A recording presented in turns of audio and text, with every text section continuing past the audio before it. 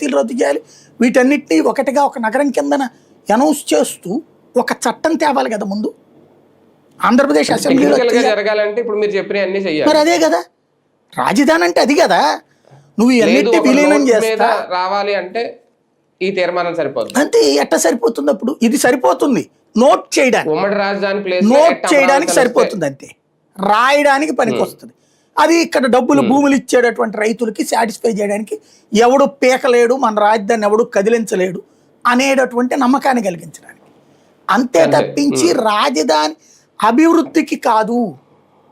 రాజధాని మీద still now they are in confusion. పాలకులే అయోమయంలో ఉన్నారు.